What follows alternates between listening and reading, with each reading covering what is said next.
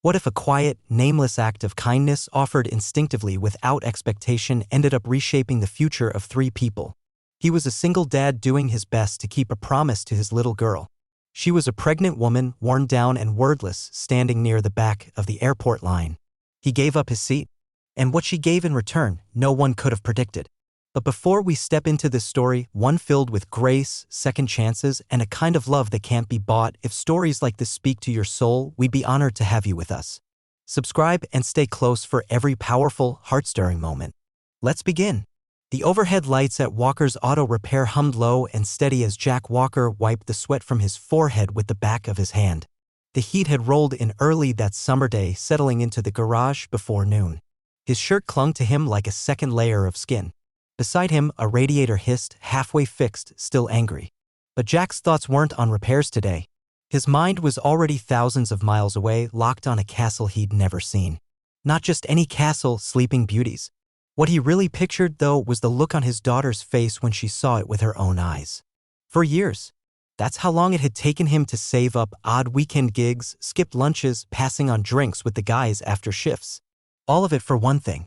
And it was finally worth it. Grace was 8, old enough to lock memories in for good and still young enough to believe magic might just be real.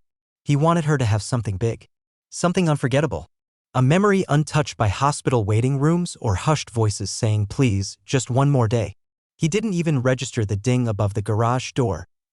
But he knew the voice the second he heard it. "Daddy! Daddy, look what came." Grace burst through the door, sun-bleached curls bouncing, waving a bright white envelope like it was a golden ticket. Her cheeks were flushed from the heat, her eyes dancing with excitement. Jack straightened, wiping his hands on a rag. "What's that, sweetheart?" "It's from the airline. You remember the contest? The scratch-off from the gas station?" Jack took the envelope, suddenly aware of the sweat in his palms. He'd entered weeks ago, barely thinking twice, one of those cards you rubbed after filling up at certain stations. Just another gimmick like most things. He tore it open. "Read once. Then again, slower this time. Congratulations. You've won one first-class ticket with Redwood Skies Airlines to any domestic destination of your choice." Jack blinked. "No way." Grace let out a little gasp. "We won." He laughed softly, still stunned. "Well, I won one first-class ticket."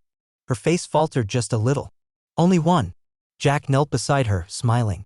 "You really think I'd sit up front sipping orange juice in a fancy seat while you ride in the back?" "No way. We'll swap." She giggled at that, then leaned closer. "Or maybe we just sit together and coach. Like always." Jack tousled her hair. "We'll figure it out. One way or another, we're going to Disneyland." And for the first time in a long while, Jack felt like life had finally offered something back. Not a lot. Just enough to breathe again. The flight was 2 weeks away, just enough time to wash his best jeans, press the only shirt he owned that could pass for decent, and pack Grace's tiny suitcase with everything sparkly she owned. He didn't mention the trip at work. It felt too private. Too special. Something he didn't want to jinx by saying aloud. At the airport, Grace hugged her sketchbook to her chest, too excited to sit. She'd drawn a castle, glitter glue, pencil fireworks, the whole fairy tale scene. "Do you think we'll see Mickey today?" she asked, eyes wide. Jack smiled. "He might be a little busy, but I heard he always waves at little girls who draw him pictures." The boarding call rang out and the terminal came alive, businessmen glued to phones, toddlers running loose, couples glowing with the tan of a honeymoon well spent. Jack looked down at the boarding passes. One, first class. The other, coach, seat 34B. He exhaled slowly. "All right, kiddo, you ready?" Grace nodded with a grin. "Ready." Just then, something caught Jack's attention near the check-in counter. A woman, not much older than him, was clearly struggling. She was heavily pregnant, maybe mid-30s, wearing a sundress clinging to her in the heat. One hand braced her stomach, the other dragged a small suitcase behind her. Her face was pale. She looked like she hadn't slept in days. A flight attendant asked if she needed help. The woman just shook her head, barely whispering, then eased herself into a hard plastic chair and closed her eyes. Jack glanced back at Grace, then down at the first-class ticket in his hand. He didn't think twice. He walked over gently, crouching a bit so he wouldn't seem like a giant standing above her. "Ma'am, are you okay?" She opened her eyes slowly, clearly embarrassed to be caught in a moment of weakness. "I'm fine. Just a little dizzy."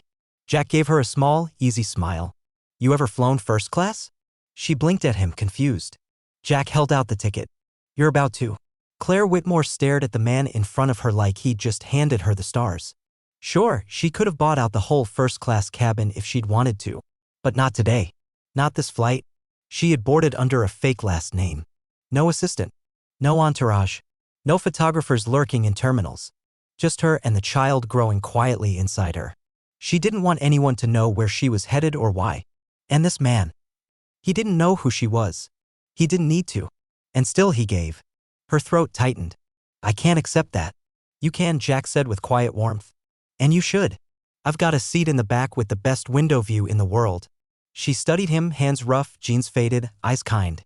Thank you, she whispered, fingers trembling as she took the ticket. Jack just nodded and returned to Grace, who looked up at him like he'd just slain a dragon. And maybe, in his own small way, he had. The moment Claire stepped into the first-class cabin, something inside her shifted. Not because she didn't fit there, but because for the first time in her life, she wasn't supposed to. Her real name, Claire Whitmore, CEO of Whitmore Aviation Holdings, the majority stakeholder in Redwood Skies, wasn't on the manifest. She wasn't flying as herself today. She was flying as Emily Grant, the name she hadn't used since college. The name on her ticket might have been made up. But the ache in her body? That was all too real. 7 months into her pregnancy and the exhaustion had caught up to her hard. The dizziness had hit out of nowhere back at the gate. Her doctor had told her to rest. But resting wasn't an option yet. Not until she landed somewhere no one knew her face or the fortune attached to it. She settled into the wide leather seat. Grateful for the silence. Grateful to disappear. Around her, first-class passengers settled in, unpacking sleek laptops, sipping from delicate glasses of sparkling water delivered by polished, graceful attendants. Not a single glance was cast her way. For the first time in a very long while, Claire Whitmore was invisible. And oddly enough, it felt like a kind of freedom. Still, her mind kept circling back to the man who had offered her his seat without hesitation. He hadn't asked who she was, hadn't needed to know what she did or what she could offer in return. There had been something kind in his eyes. A voice that felt warm and unguarded. Straightforward. Honest. The sort of man her high-powered world rarely made room for. And then there was the little girl beside him. That glowing smile? The sketchbook she carried like it was her most valuable possession. Claire gently placed her hands over her stomach. The baby stirred beneath her palms, just a faint flutter.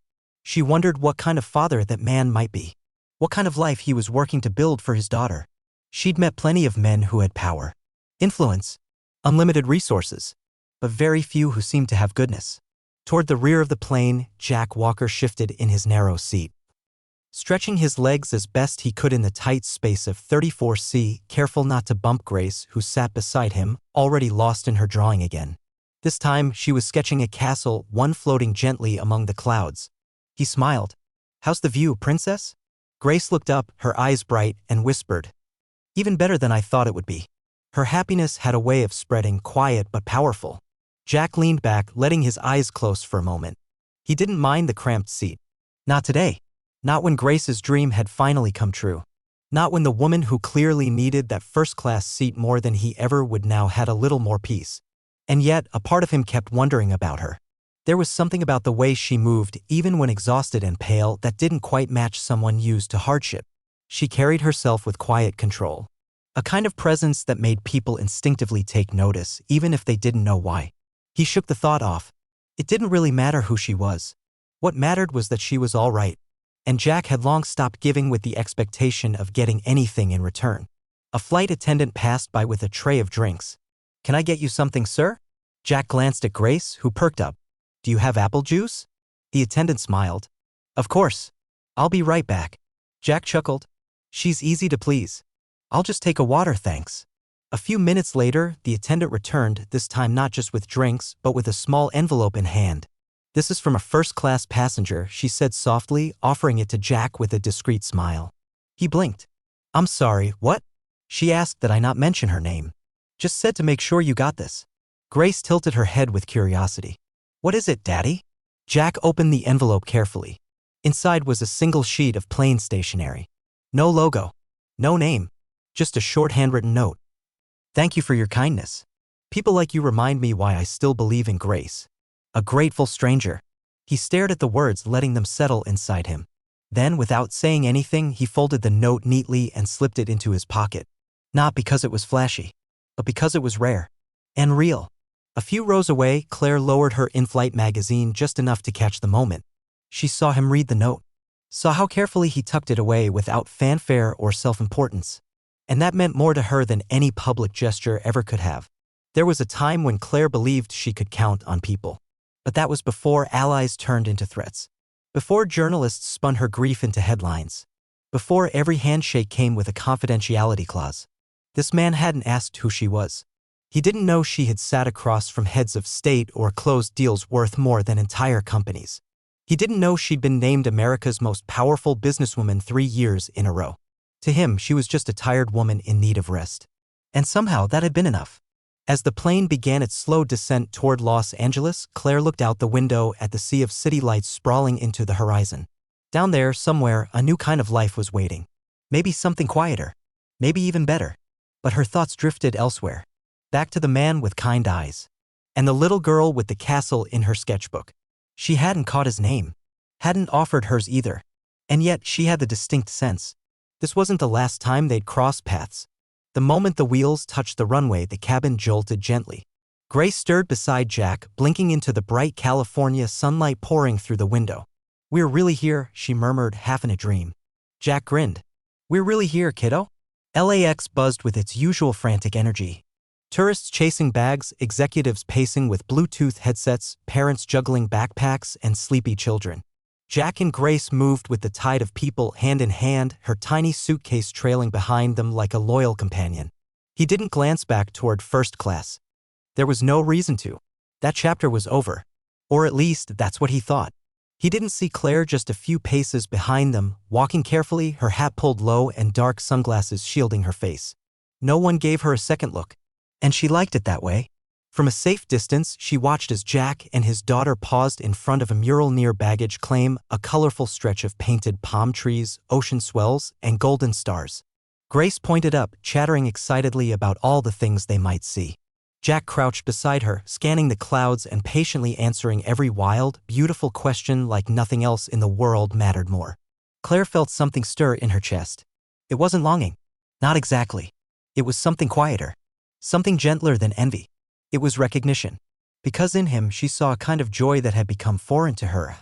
A joy not built on accolades or stock value, but on simply being present. She turned and slipped away from the crowd, moving toward the black SUV waiting at the curb. Tinted windows. Perfect climate control. Silence. It was everything she had thought she needed. And yet, as she stared out the window watching the terminal shrink behind her, she couldn't help but whisper, "I hope I got his name." Instead of answering, she turned her gaze to the window and whispered, "What if I gotten his name?" But the SUV had already pulled into traffic. And just like that, the moment was gone. Jack and Grace checked into a no-frills motel along Harbor Boulevard. It wasn't much to look at, but it was clean, complete with a little pool shaped like a bent kidney bean. At the front desk, the clerk handed Grace a shiny Disneyland brochure filled with pictures of grinning kids in princess costumes. She held it like it was a treasure map. "Do you think we'll see the princesses?" she asked, already pulling her backpack open as they unpacked. Jack tossed her glittery bag onto the bed with a grin. "Only if you remember your manners. And maybe don't decorate the walls again." "I only did that once," she huffed, pretending to be offended. "Twice," he said, laughing. Grace stuck out her tongue, but her face lit up like the 4th of July. Jack couldn't help but admire her spirit. There had been more days than he could count where he feared she might never bounce back from losing her mom. But now? She was sketching on hotel stationery, spinning circles on the carpet in socked feet, smiling like life still held good things. And Jack realized sometimes surviving doesn't look like scraping by. Sometimes it looks like joy. Meanwhile, 20 miles away in a high-rise apartment above downtown LA, Claire sat at the edge of a sleek, modern couch. Unread newspapers lay scattered at her feet. She stared at her phone, her thumb hovering over a message thread from her chief of staff, who had already texted 5 times that day. She hadn't answered any of them. Instead, she opened her photo gallery. There it was, a single, slightly blurry photo she'd taken mid-flight. The man in the flannel shirt kneeling beside his daughter, both of them absorbed in a sketchbook. No names. No context. But somehow that fleeting image felt sharper than anything else in her life lately. Her thoughts were broken by a soft knock. "Miss Whitmore," came a woman's voice. "Your doctor's here." Claire sat up straighter and composed herself. She greeted the young OB-GYN with a polite smile and quietly allowed the routine exam. Everything thankfully looked fine. "You've been traveling?" the doctor asked gently. There was no judgment, just curiosity. Claire nodded. "I needed to feel invisible again." The doctor smiled knowingly. "It's underrated," she said. "You know, babies feel things. Stress, calm, joy. Whatever it is you're chasing, I hope you find it." Claire's smile didn't quite reach her eyes. "So do I," she said softly. That night, after grabbing dinner at a small diner down the street, Jack and Grace walked back to their motel, hand in hand. The warm evening air carried the scent of sunscreen, fried dough, and blooming jasmine. "Daddy?" Grace said, her voice thoughtful. Jack looked down. "Yeah, sweetheart? That lady on the plane, was she okay? You mean the pregnant woman?" Grace nodded. She looked really tired, but also really pretty, like someone who never gets to sit down. Jack chuckled under his breath. "That's a strangely specific compliment." Grace shrugged. She just seemed like she needed a hug. He went quiet for a few steps. "I think you're right." He didn't know why she kept surfacing in his thoughts. That woman carried herself with a certain quiet grace, like someone who'd gotten good at hiding pain where no one could see it. Maybe it was the way she looked at him when he gave her the ticket.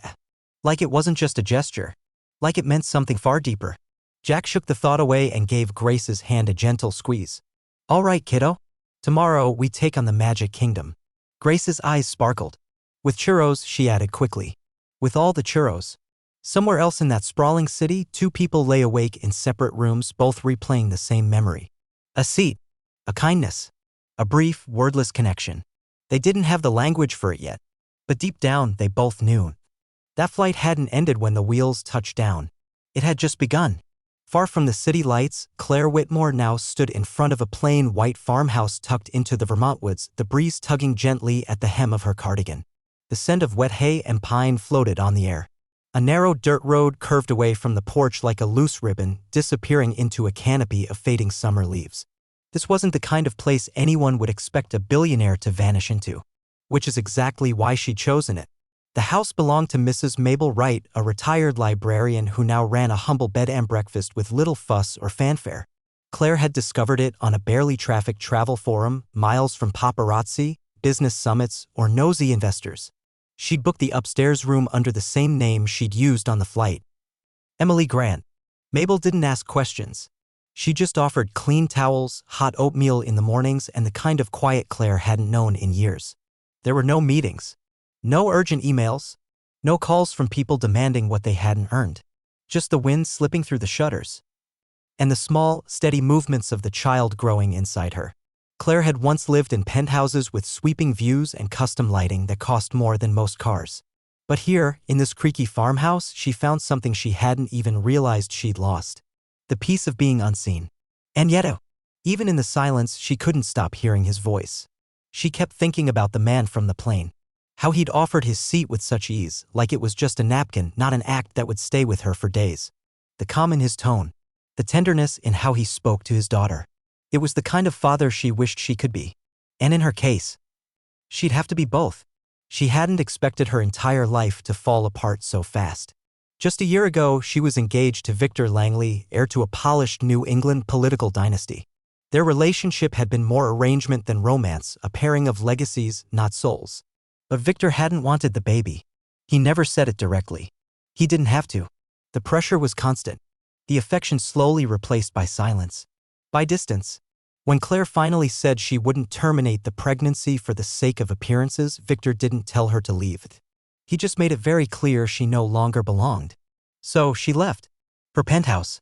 Her title. Her seat at the table. All of it. Because she didn't want her child to arrive as a footnote in someone else's scandal. She wanted her baby to arrive as a soul. These days, her mornings were spent wandering the woods.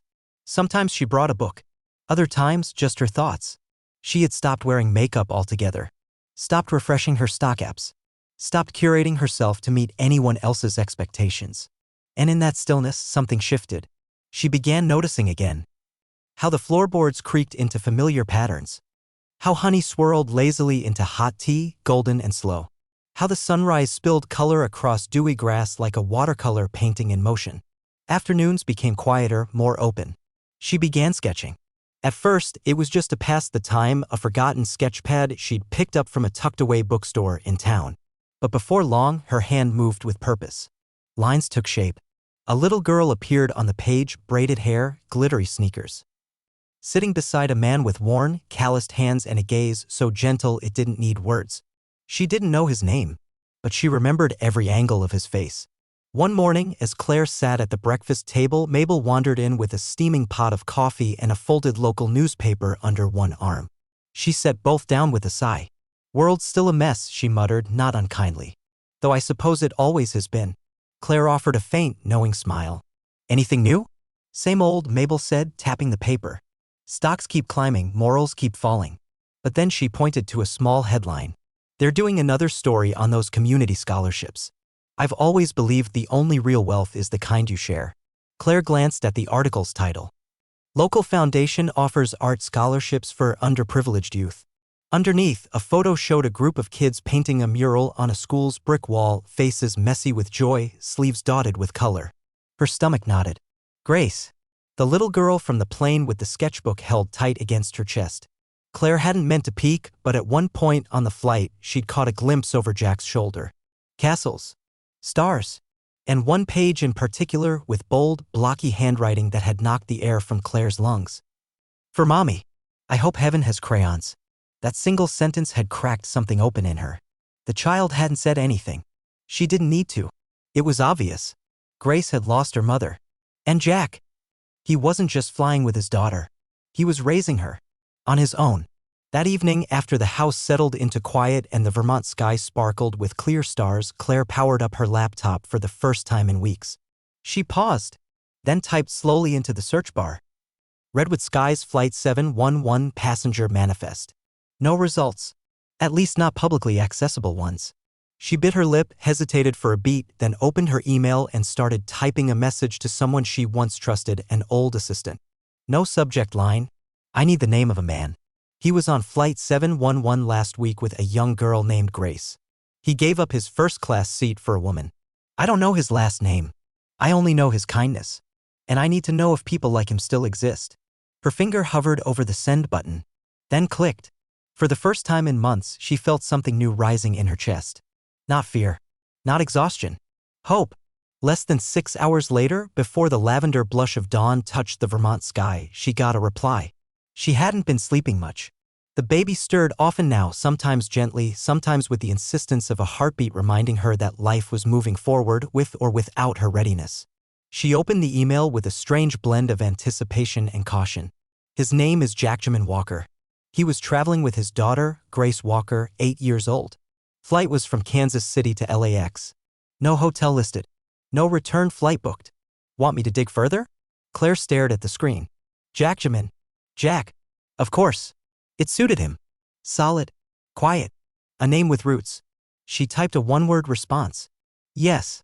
In a cozy house tucked just behind a small garage outside Topeka, Kansas, Mae Thompson wiped her hands on her apron and leaned over to check on the cornbread turning golden in the oven. She wasn't expecting anyone that day. Certainly not the woman who appeared at her door in a tailored gray wool coat, wearing simple flats and a composed smile that didn't quite hide how out of place she felt. "Can I help you?" Mae asked, cracking the screen door halfway. The woman removed her sunglasses, her tone careful. "I'm looking for Jack Walker." Mae squinted a little. "Who's asking?" "I'm a friend," Claire replied softly. "Or, I hope I am." Mae studied her for a few seconds longer, then nodded toward the porch swing. "Jack's not here. Took Grace to California for the week. Disneyland, I think. Something about keeping a promise." Claire's chest tightened. He had mentioned it briefly on the flight. Mae eased herself onto the swing, the wood creaking under her as if it remembered more than she was saying. "You're the woman he gave his seat to." Claire blinked. "He told you?" "No. But you've got that look, like someone who doesn't usually need first class, but did that day." The words hit Claire harder than she expected. There was no criticism in Mae's voice. Just stillness. Like someone who had witnessed plenty of messes but chose grace instead of judgment. "I needed to breathe," Claire said, her voice barely above a whisper. "And Jack didn't even ask why," Mae added. "He just gave." Claire nodded. "That sounds like him." After a quiet moment, she looked down at her hands. "I don't really know what I'm doing here." Mae gave her a soft smile. "Yes, you do." She waited a beat, then added gently. "You're trying to remember what it feels like to be seen without having to explain who you are." Claire didn't stay long, maybe 10 minutes. She didn't ask questions that didn't belong to her. Didn't offer a business card. Just her first name and a quiet thank you that stayed in the air even after she'd left. Before she went, she left behind a package wrapped in plain brown paper. Inside, a watercolor set, a handful of brushes, thick paper perfect for little hands, and a short note in rounded, gentle handwriting. Grace, you have the eyes of an artist and the heart of someone who's already been brave. Draw the world the way you want it to be. From M. Then Claire returned to Vermont, packed her suitcase, and booked a quiet flight back to California. She didn't know what waited for her next. But she knew one thing for certain. She couldn't stay silent anymore. The world was still wide. And somewhere out there was a man who had given her far more than just a seat on a plane. He had given her a reason to believe again.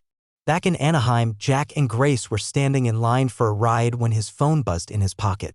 Unknown number. He almost ignored it. But something intuition maybe made him answer. Hello? A voice came through, soft and familiar. Calm. Steady. Mr. Walker? He paused. Yes. This is E. It's Claire. From the flight. For a second, he said nothing. Then he gently rested a hand on Grace's shoulder and stepped out of line. Is everything okay? I'm fine, she said. I'm not calling to ask for anything. I just wanted to say thank you. And to tell you I went to Kansas. His eyebrows pulled together. Wait. You went where? I met someone named May, Claire said, a small smile in her voice. She made me cornbread. Told me not to forget who I am. Jack let out a quiet laugh. Yeah, that's definitely May. I also left something for Grace, she added. I hope that was all right. More than all right, he replied. She's going to love it. There was a pause. Not awkward. Just full of something unspoken. I'd really like to see you again, Claire said softly. If that's something you might be open to. Jack looked around as the sun dipped behind the rooftops of Main Street. Kids darted past them with balloons. Parents chased behind. Grace stood nearby, watching a fairy perform with glittery wings, eyes wide with wonder. He thought of the woman who had once looked so tired in a plastic airport chair, the same woman who had every reason to forget him but hadn't. He nodded even before he spoke. I think I'd like that, he said quietly. They didn't schedule anything just yet. Life was still tangled. Time was still tight. Claire had a nursery to finish. But something had shifted between them. A quiet thread. A beginning. A connection neither of them had seen coming. That night at the motel, Jack found a small brown parcel waiting for him at the front desk. Grace tore it open like it held treasure, gasping so loudly the receptionist actually chuckled. Daddy, look. She held up a paintbrush like it was a sword of legend, then carefully unfolded the note inside. Jack read the words once. Then again. He slid the paper into the inner pocket of his jacket, right next to the letter Claire had written him on the plane. He couldn't name the feeling sitting heavy and warm in his chest. But he knew one thing for sure. He wasn't carrying it alone anymore. 2 weeks after returning home from Disneyland, Grace's drawing of the castle was still taped above her bed. It was lopsided in places. The lines weren't perfect. But none of that mattered. To Grace, it was pure magic because it had come from her own imagination, not a photograph. And to Jack, it was more than just a drawing. It was confirmation. A quiet kind of proof that maybe, just maybe, he was doing something right. She was laughing again. She was dreaming again. And because of one unexpected gift. She was painting. Every evening after dinner, Grace sat at the kitchen table with her watercolor set, humming softly while Jack cleaned the dishes or fiddled with something that needed fixing. Sometimes she asked big questions. Why aren't clouds really white? Why are trees more than just green? Why do shadows move? Other times she didn't say anything at all. She just kept painting. Brush to page, color to line, idea to silence. Jack would pass through the room, pausing just long enough to steal glances. He rarely said much, afraid he might disrupt the fragile rhythm she was floating in. But inside, something deep stirred. Not pride exactly. Something older than that. Wonder. The following Saturday, Jack took Grace to the community library where a local program was hosting a Kids Create and Share art workshop. It was free, put on by a foundation Jack didn't recognize, but everything about it felt thoughtful and well-run. The room had the familiar smell of washable markers, glue sticks, and dusty old carpet. Long tables were lined with paper, scissors, and small hands covered in smudged ink. Grace lit up as soon as they walked in. She floated toward a tall woman with silver-streaked hair who smiled and introduced herself as Miss Laurel, the program coordinator. Jack hung back near the doorway, hands in his pockets, content just to watch. Miss Laurel crouched next to Grace, eyeing the drawing she was working on. A little girl soaring high above a city skyline. This one's yours. Grace nodded shyly. It's called When I Grow Wings. Miss Laurel blinked slowly, then smiled. That's beautiful. Grace beamed. I want to be someone who sees more than people usually do. Jack's heart clenched. Where did she come up with things like that? After the session wrapped up and Grace gathered her things, Miss Laurel approached him. She's different, the woman said, sincere. Most kids draw what they're told. But she paints questions. Jack chuckled, trying to brush away the lump in his throat. She gets that from her mom. Miss Laurel hesitated a moment, then added, I wanted you to know we offer full scholarships for our summer intensive. It's funded anonymously, but I can tell you this much, the donor has a thing for girls who draw castles. Jack blinked. Wait, are you saying she's already been accepted? If you're willing. He looked toward Grace. She was arranging her paintings at the drying rack like they were made of stained glass. He didn't hesitate. I'm willing, he said quietly. That night, Jack pulled out the number Claire had used the first time she'd called him. He dialed. She answered on the second ring. Mr. Walker. Jack, he corrected with a smile. Just Jack. A pause. Then, okay, Jack. I just wanted to say thank you, he said. For whatever you did for Grace, for the opportunity. I didn't pull any strings, Claire replied, her voice soft. I just turned on a light. The path was already there. She was always meant to walk it. Jack leaned against the porch railing, watching the sun sink behind rows of golden corn. She doesn't know it came from you, he said quietly. I'd prefer it that way, Claire replied. She should believe the world gives back to people who try. Not because someone with influence whispered in the right direction. Jack stayed silent, taking that in. You sound like you've stepped far away from that world, he said eventually. Claire's breath caught just a little. And when she answered, her voice was softer than before. I had.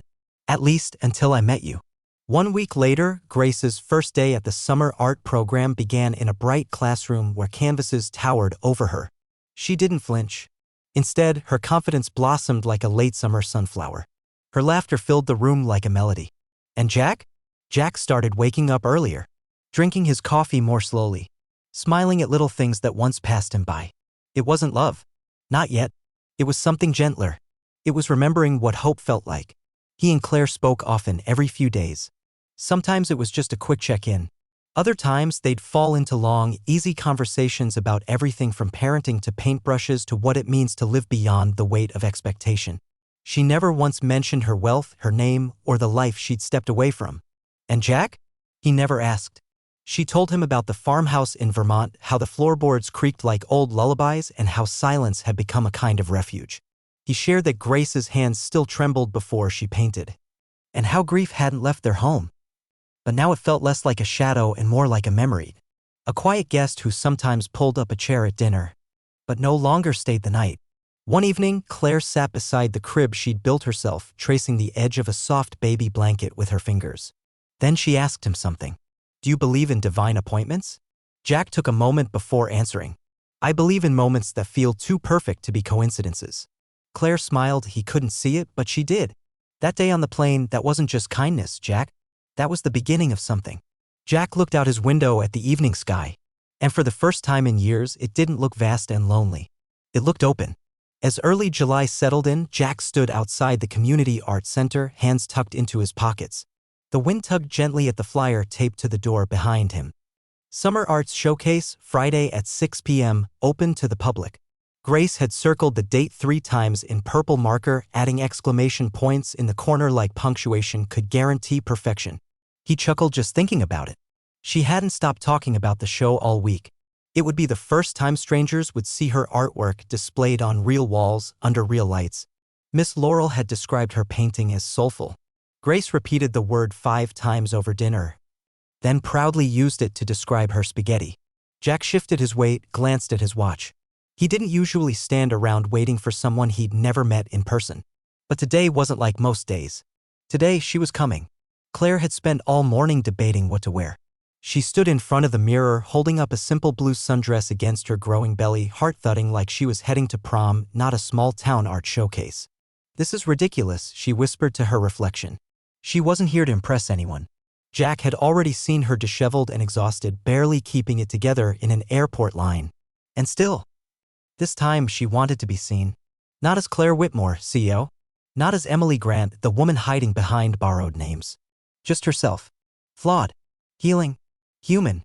The drive from her apartment to the art center was quiet. Ray, her longtime driver, didn't ask questions. After 3 years, he knew sometimes silence was the kindest service you could offer. When they arrived, Claire stepped carefully out of the car, one hand resting over her belly. She looked up at the building plane, a little weathered but warm. And there he was, waiting by the door in a faded button-down shirt and jeans worn thin at the knees. Jack looked up as she approached and smiled that slow, steady smile of his. No fanfare. No pretense. Just welcome. They didn't need a hug. He simply held the door open. And she stepped inside. The scent of paint and paper hung in the air, thick with anticipation. Parents wandered the room, some dressed like they were attending an opening gala, others in sandals and ball caps. Kids flitted from easel to easel, whispering about who got their art on the big wall. Grace stood beside her watercolor, chin high, spine straight. When she spotted Claire, her entire face lit up. You came. Claire knelt, careful with her growing belly. Of course I did. Grace reached for her hand and tugged her toward the display. Her painting showed a girl with wings soaring over a dreamy city skyline, whimsical, brave, bursting with light. In silver marker, she had written the title. If I Could Carry You Too. Jack stopped in his tracks.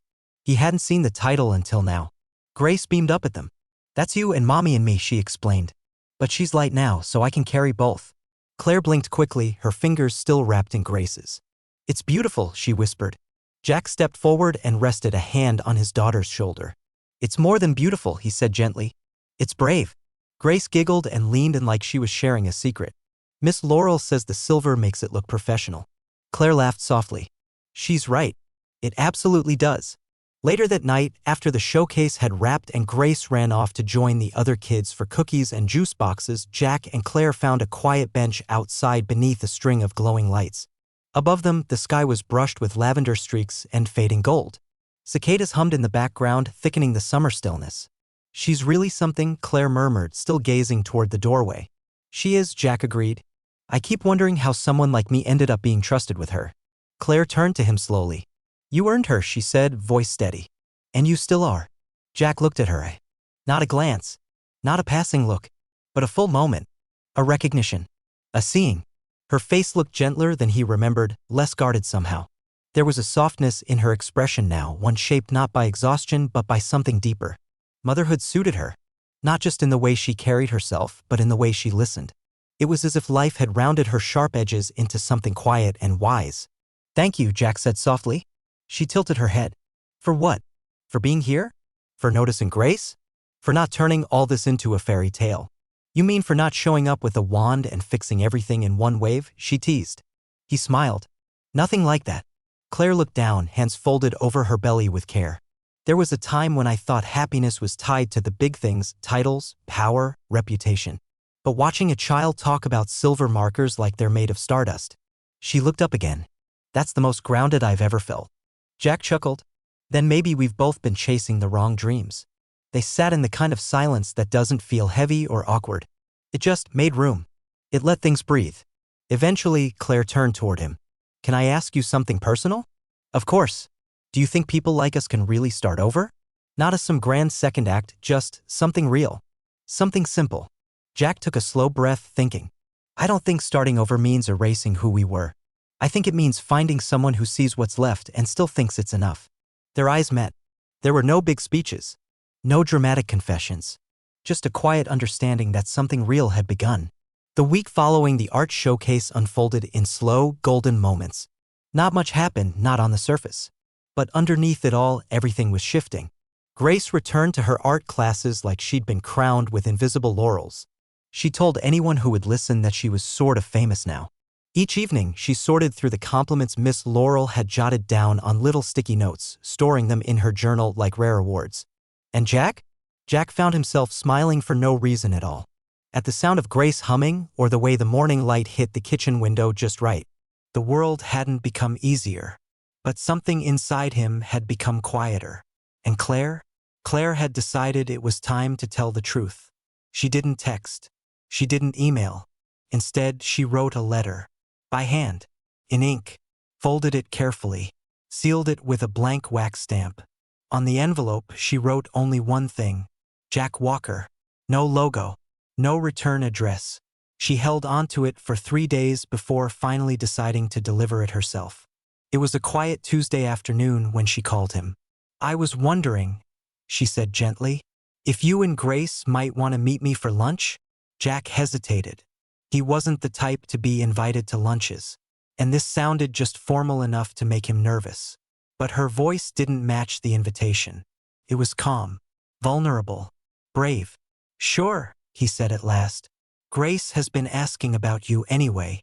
At a little cafe tucked behind a bookstore called the Bistro, Claire had reserved a table on the patio. Small, shaded, and unassuming. She wore no makeup, just a linen blouse, soft sandals, and her hair pulled back in a low, loose bun. When Jack and Grace arrived, Claire stood to greet them. Her smile was warm, but there was a flicker of nervousness behind it, too. Lunch was simple. Grilled cheese for Grace, chicken salad for the adults. Still, there was something in the air, something waiting, something unsaid. Grace filled the space with chatter, describing a new series of paintings she was working on. She explained, complete with big hand gestures, why clouds should never be plain white.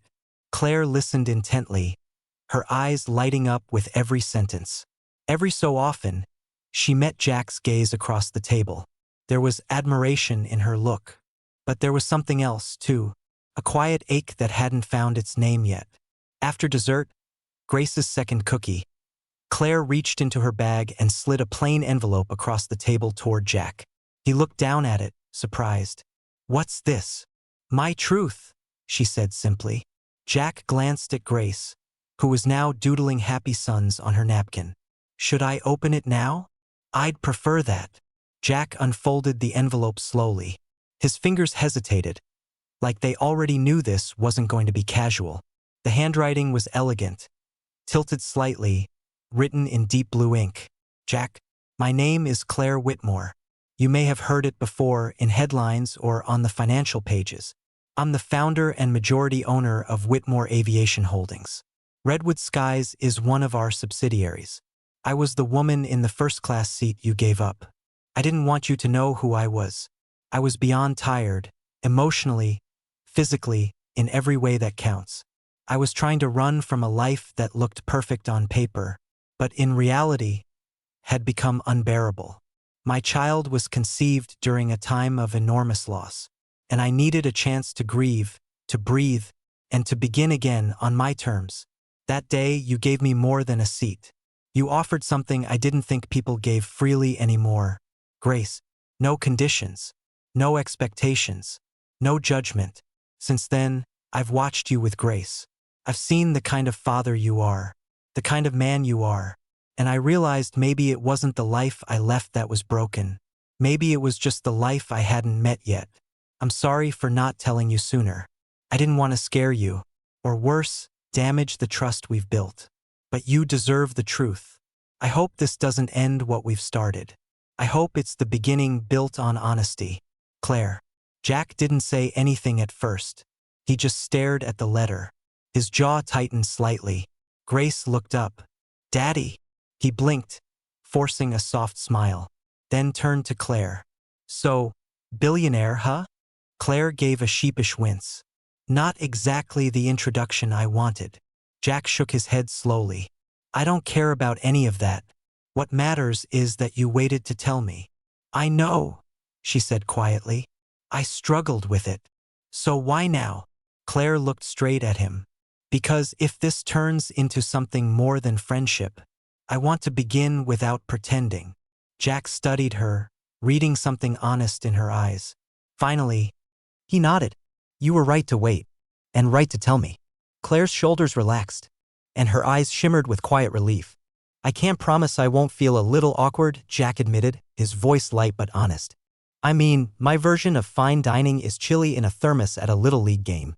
Claire smiled. "I happen to like chili." He chuckled, the tension between them softening just a bit. "Well then, maybe we're going to be just fine." They fell into a brief silence. Not uncomfortable, just steady. The kind that settles in when something genuine is forming. Then Claire asked, almost out of nowhere, "Are you scared?" Jack glanced toward her growing belly and gave a quiet nod. "All the time."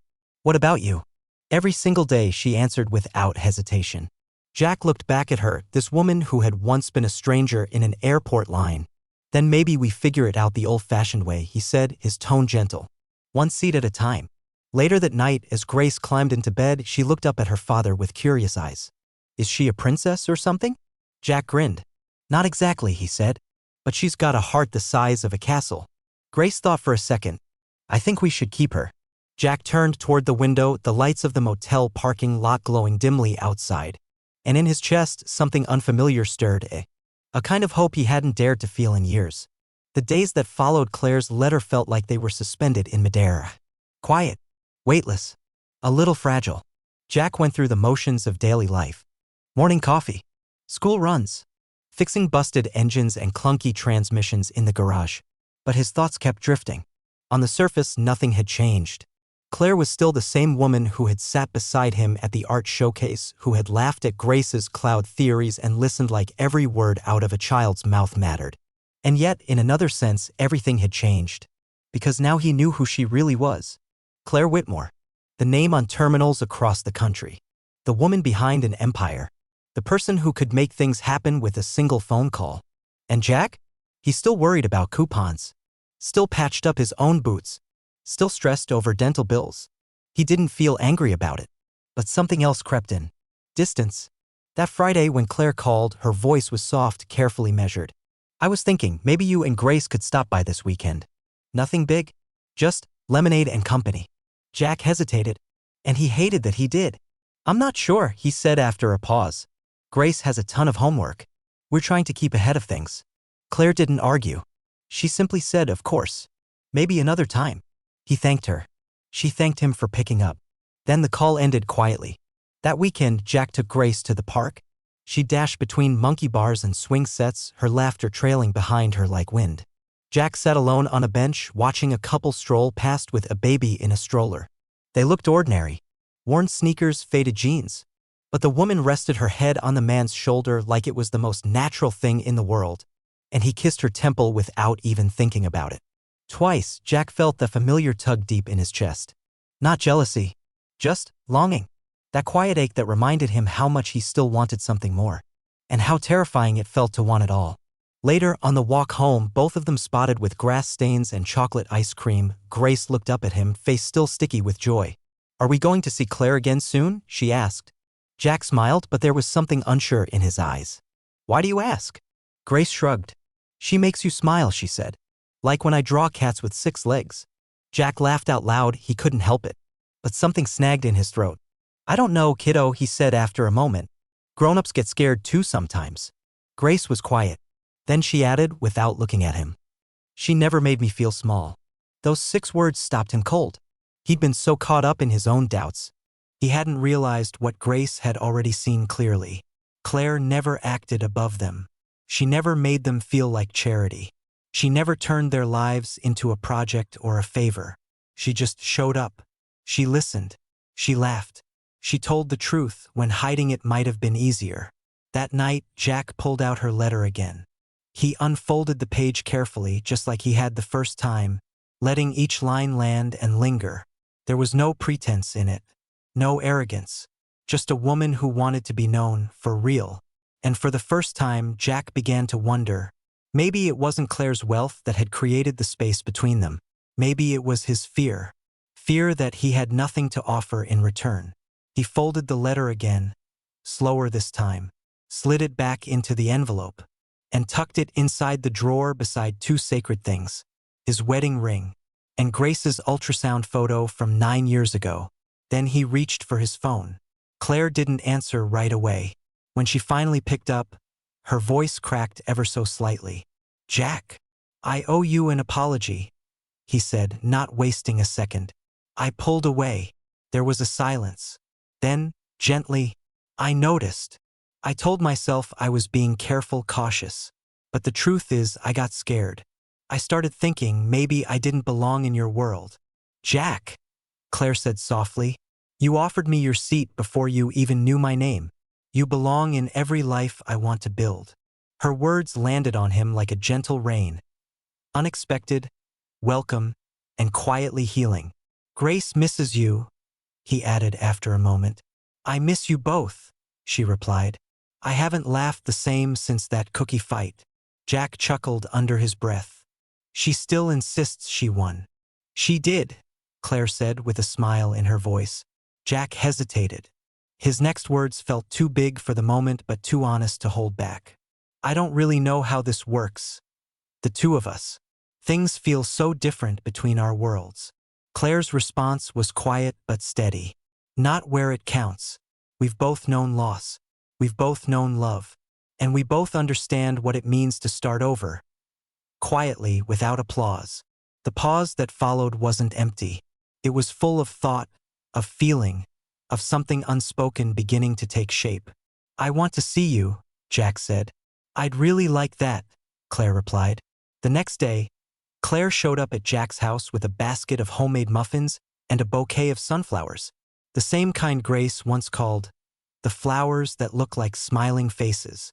There were no rehearsed lines, no formal conversations, just the slow, gentle stitching of something new, a little laughter, a few stories, and quiet glances toward a crayon drawing taped to the fridge. As she stood to leave, Grace ran after her, clutching a tiny canvas with both hands. It's for the baby, she said, so she'll know she already has a family. Claire took the painting like it was spun glass, delicate, precious. It showed a house under a starry sky, a big tree off to one side, and 3 small figures holding hands beneath a scattering of silver stars. Claire knelt down beside Grace and whispered, "She's going to love it." Jack watched from the porch, and something inside him, something that had been locked away for too long, slowly opened. He didn't speak the feeling aloud, but in his heart, he knew the truth. Claire hadn't shown up to change his world. She had come to be part of it. The first time Claire stepped into Jack's backyard, she looked around with a kind of wonder most people save for mountaintops. It feels like a place where a life could actually grow, she said. There was nothing glamorous about it.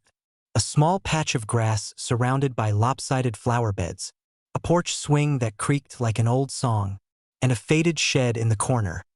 Once painted blue, now somewhere between weathered gray and memory. To Claire, it was perfect, because it was real. That Saturday afternoon, the 3 of them, Jack, Claire, and Grace, sat outside beneath a makeshift shade made from an old tarp and clothespins.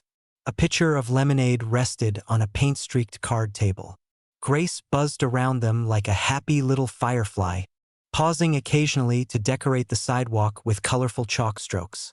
Claire leaned back in her folding chair, one hand on her belly, the other wrapped around a glass slick with condensation. She exhaled slowly and said, "This is the first time I've truly sat still in months." Jack looked over at her with a grin. "You don't exactly seem like the sit-still type." She smirked. "I'm not. My life's been all boardrooms and back-to-back conference calls since I was 23. She paused. "My last vacation was a corporate retreat where we role-played plane crashes in the Rockies." Jack raised his eyebrows. "Sounds restful."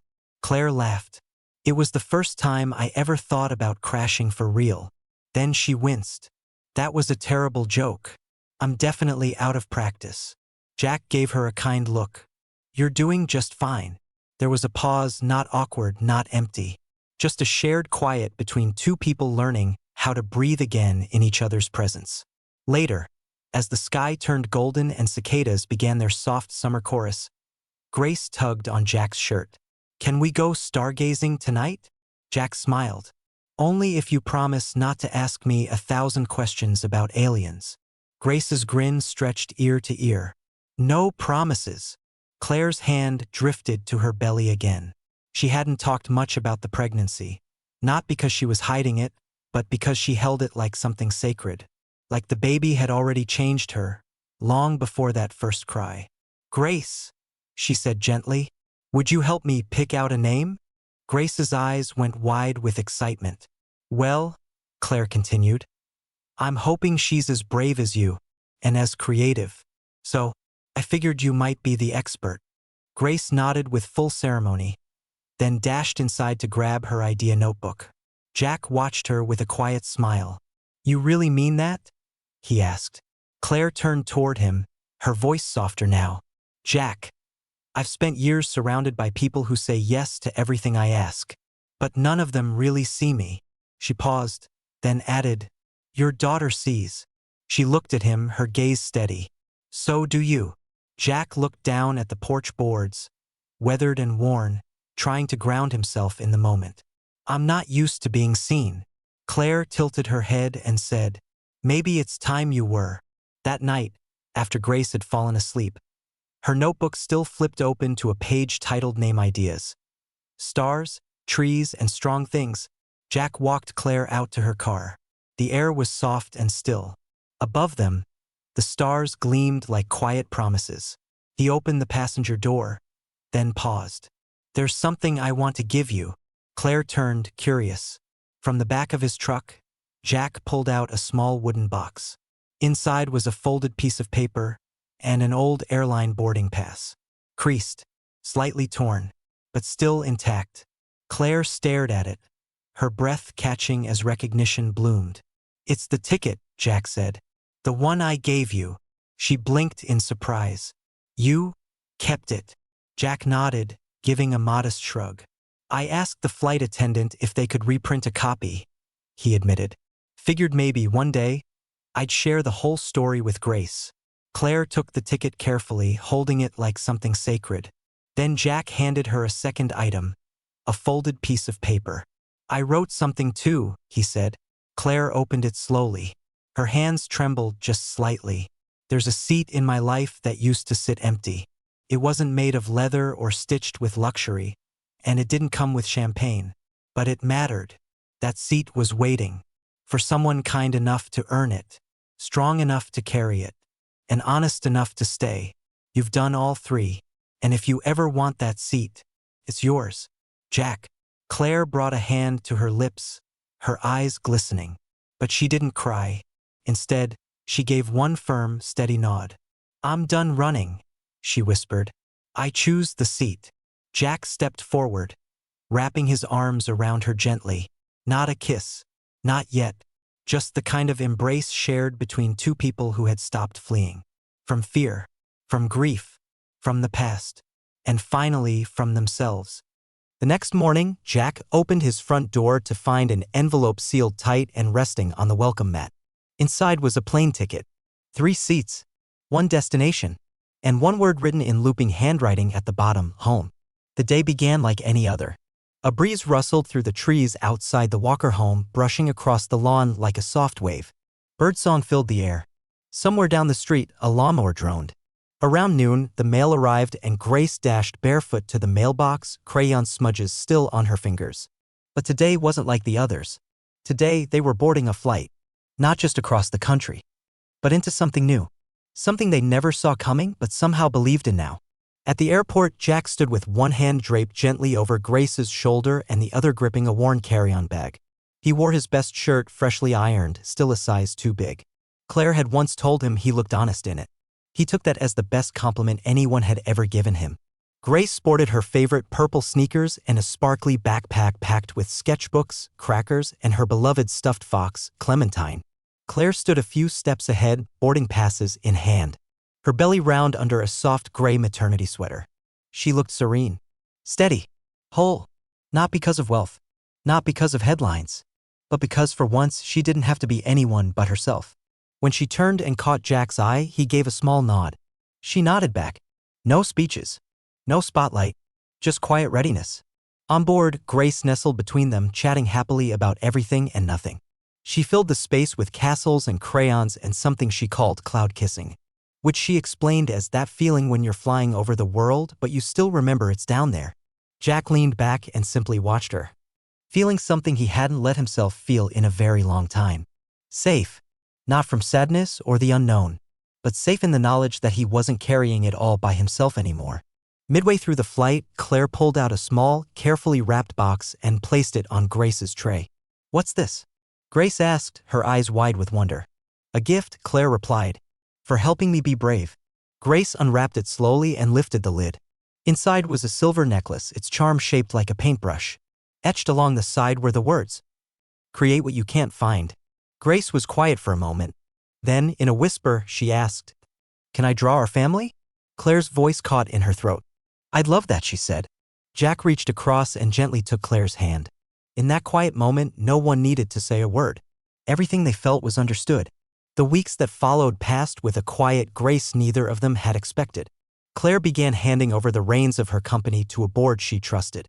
And not long after, she moved into a cottage just outside of Jack's town now. Close enough for park visits and grocery runs. Far enough for peace and clarity. Together, she and Grace painted a nursery. Lavender walls. Warm lights. A ceiling scattered with hand-painted stars.